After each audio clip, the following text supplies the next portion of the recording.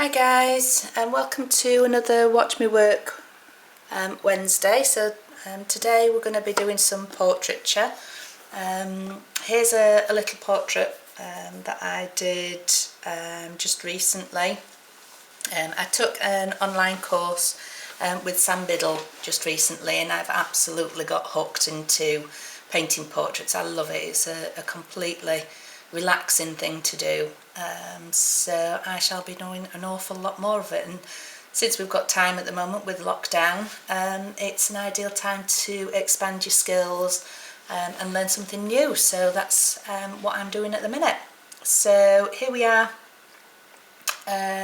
just looking at the different products that I've used with this this portraiture. I tend to use Mystic Nails Grande paint. Fantastic for the natural nail paint, but also the highly pigmented, so they make great art gels as well. There isn't a sticky, tacky layer to them once they've been cured, which is brilliant. There's nothing worse than having a tacky layer for dust and God knows what else to stick to while you're trying to paint a minute thing like a portrait on a nail tip. So I thoroughly recommend the Grande paints for that.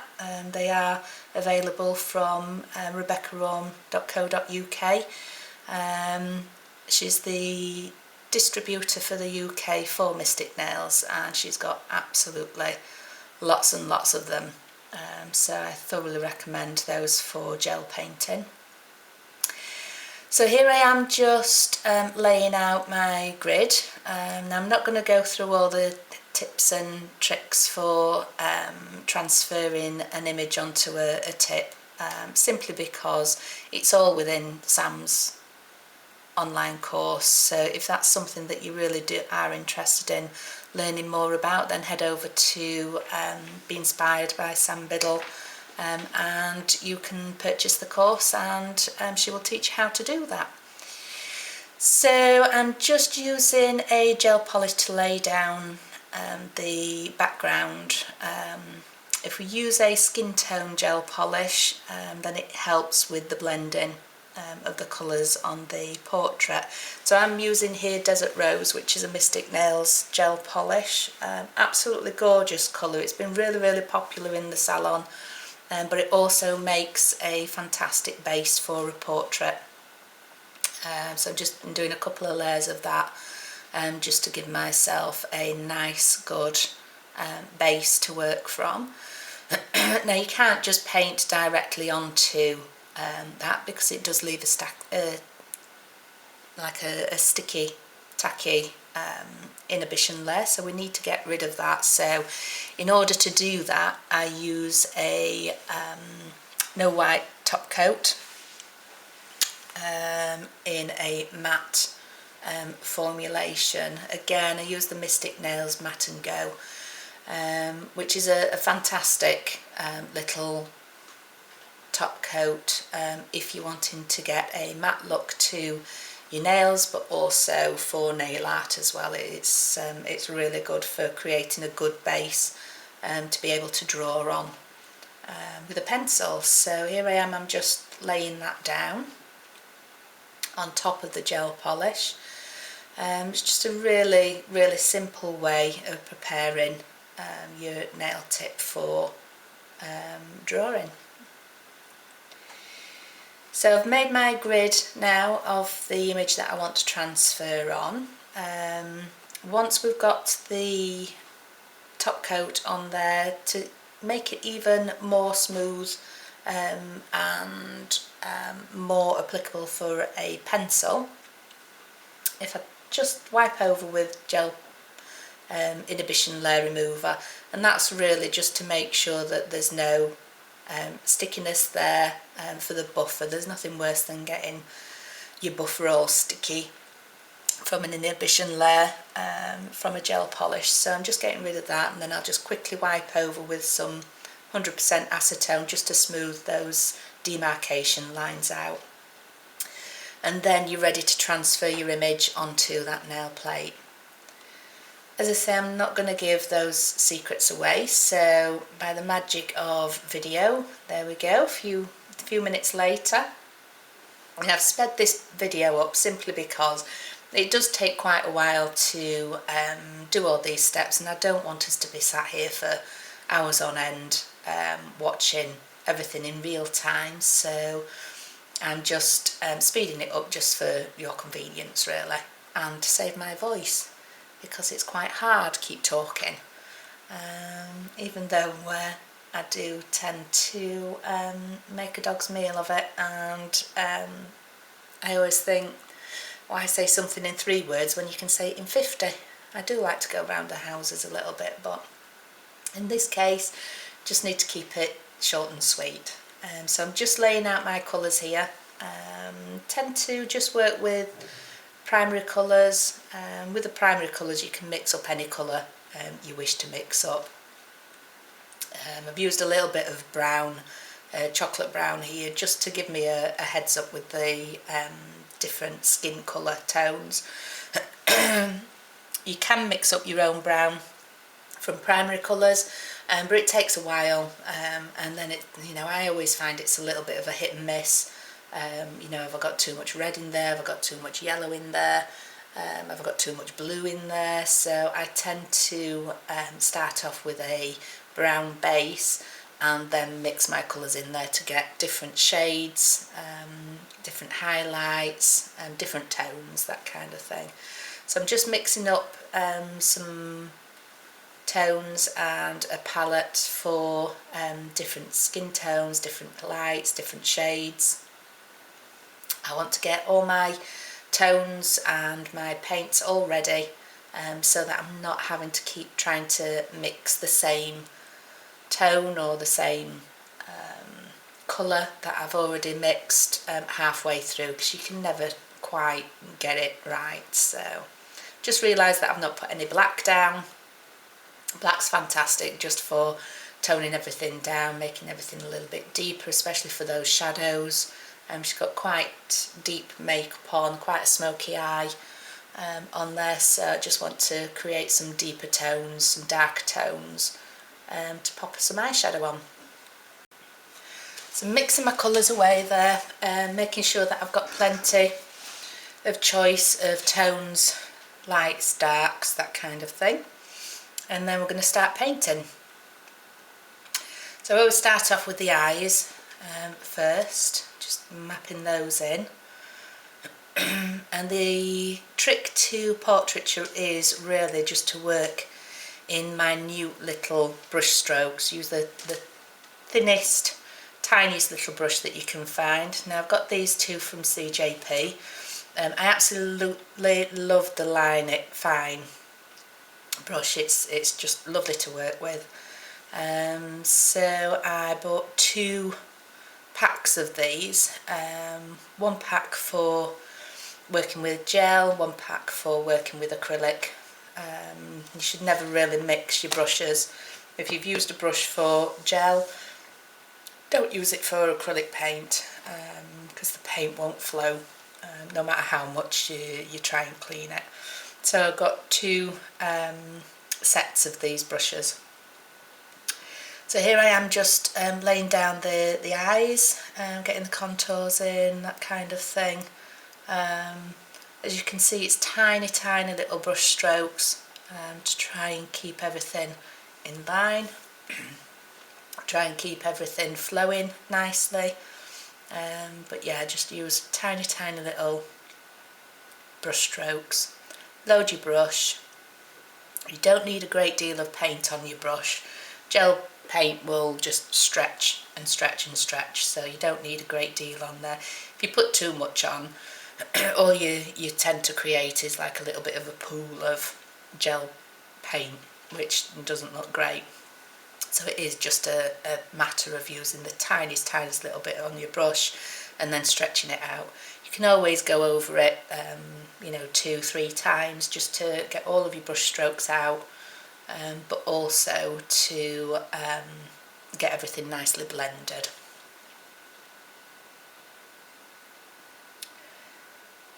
So I think while I'm doing this, I shall pop some music on. You can watch me work.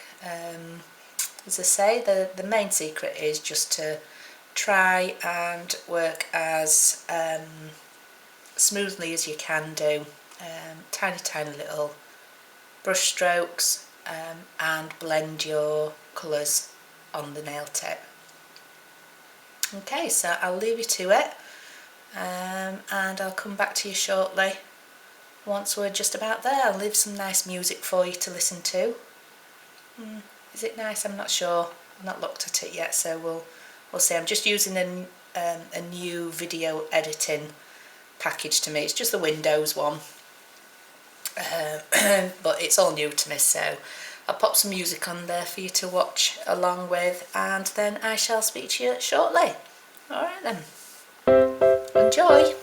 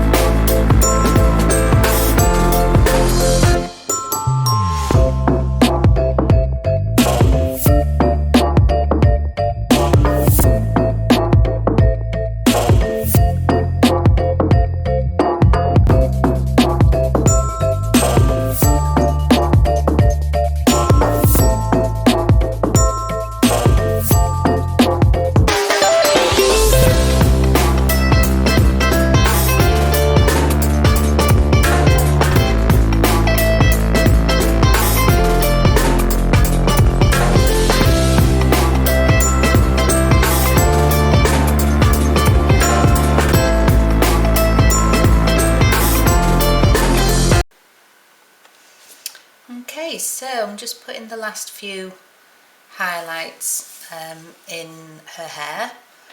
I'm just putting the last few little bits and pieces, the last little bits of finer touches and that kind of thing.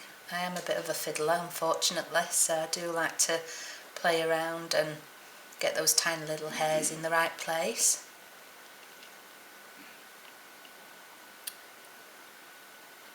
So yeah, the last few little bits going in. And I'm pretty much set with this now. The only thing that I'd forgotten to do was actually put the highlights in her eyes.